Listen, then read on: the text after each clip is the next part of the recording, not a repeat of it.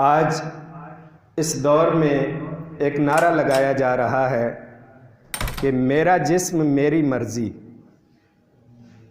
حالانکہ اگر قرآن مجید فرقان حمید کا مطالعہ کیا جائے، احادیث مبارکہ کو پڑھا جائے، تو اس سے ہمیں یہ سبق ملتا ہے، یہ پتہ چلتا ہے نہ جسم ہمارا ہے اور نہ ہی مرضی ہماری ہے۔ حدیث مبارکہ میں آتا ہے، کریم آقا صلی اللہ علیہ وسلم نے ارشاد فرمایا کہ جو شخص خودکشی کرتا ہے، اگر اس نے خود کو کسی اونچائی سے گرا کر خودکشی کی ہے تو اللہ تبارک و تعالی اس کو جہنم میں ایسا عذاب دے گا کہ اس کو جہنم میں پھینکا جائے گا اور ابد تک، یعنی کہ ہمیشہ وہ اس سے گرتا رہے گا اور نیچے جاتا رہے گا۔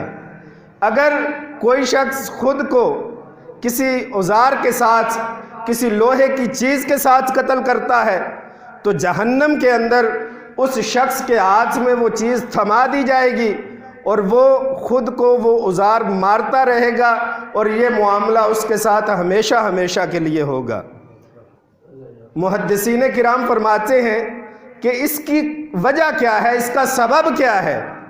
تو وہ وہاں لکھتے ہیں اس کا سبب یہ ہے کہ یہ زندگی، یہ جسم جو ہمارے پاس ہے، یہ اللہ کی امانت ہے، اور خودکشی کرنے والے نے اللہ کی اس امانت کو ضائع کیا ہے، تو اس امانت کو ضائع کرنے کی وجہ سے اللہ کا عذاب اس پر آئے گا۔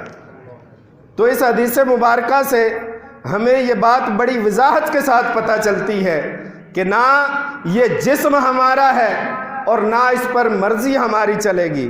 اگر اپنی مرضی چلائی جائے تو پھر دین اسلام نے جو قوانین بیان کیے ہیں ان کی پھر حیثیت ختم ہو جاتی ہے۔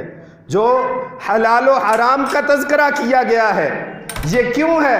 ایک چیز نہیں کھا سکتے، اس کے ساتھ ہم اپنے جسم کو غذا نہیں دے سکتے، کیوں؟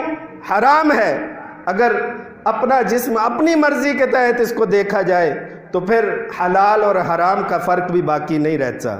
احباب گرامی، اسی طرح ان کھوکھلے نعروں میں اور ان بیہودہ نعروں کے اندر ایسی تباہیاں ہیں کہ جن کا ذکر تک نہیں کیا جا سکتا۔